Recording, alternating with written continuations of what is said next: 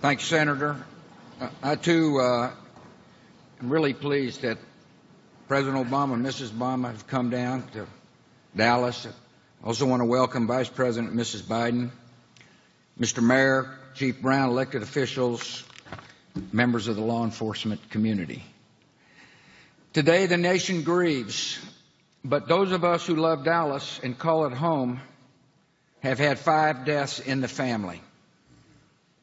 Laura and I see members of law enforcement every day. We count them as our friends. And we know, like for every other American, that their courage is our protection and shield.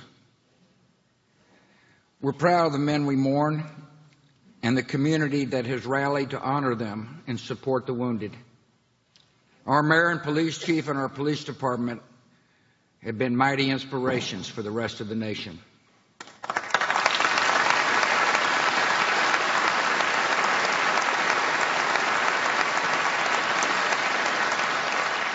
These slain officers were the best among us. Lorne Ahrens, beloved husband to Detective Katrina Ahrens and father of 2. Michael Kroll, caring son, brother, uncle, nephew, and friend. Michael Smith, U.S. Army veteran, devoted husband and father of 2.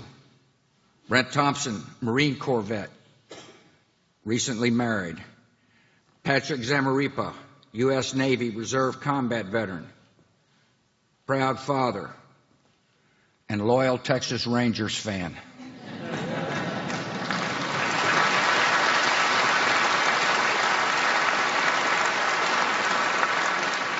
With their deaths, we have lost so much.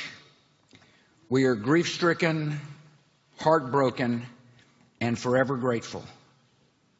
Every officer has accepted a calling that sets them apart.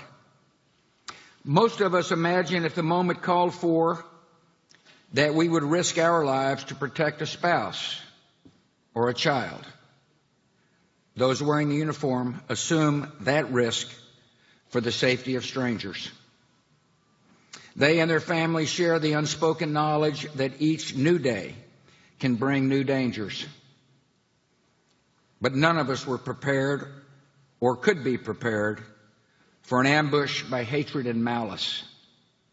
The shock of this evil still has not faded.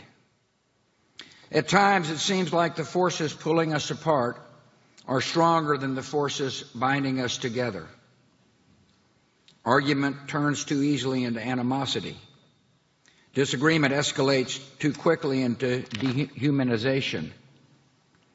Too often we judge other groups by their worst examples, while judging ourselves by our best intentions.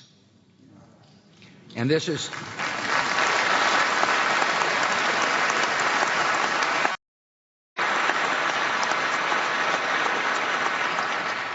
has strained our bonds of understanding and common purpose. But Americans, I think, have a great advantage. To renew our unity, we only need to remember our values. We have never been held together by blood or background. We are bound by things of the Spirit, by shared commitments to common ideals. At our best, we practice empathy, imagining ourselves in the lives and circumstances of others. This is the bridge across our nation's deepest divisions.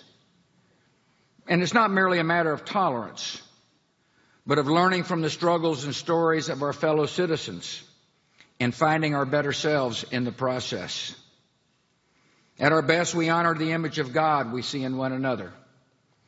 We recognize that we are brothers and sisters, sharing the same brief moment on earth and owing each other the loyalty of our shared humanity. At our best, we know we have one country, one future, one destiny. We do not want the unity of grief, nor do we want the unity of fear. We want the unity of hope, affection, and high purpose. We know that the kind of just, humane country we want to build, that we have seen in our best dreams, is made possible when men and women in uniform stand guard. At their best, when they're trained and trusted and accountable, they free us from fear. The Apostle Paul said, "For God gave us a spirit not of fear, but of strength and love and self-control." Those are the best responses to fear in the life of our country. And they're the peace officer. Today, all of us feel a sense of loss, but not equally. I'd like to conclude with the word of the families, the spouses, and especially the children of the fallen. Your loved one's time with you was too short. They did not get a chance to properly say goodbye. But they went where duty called. They defended us, even to the end. They finished well. We will not forget what they did for us. Your loss is unfair. We cannot explain it. We can stand beside you and share your grief. And we can pray that God will comfort you with a hope deeper than sorrow and stronger than death. May God bless you.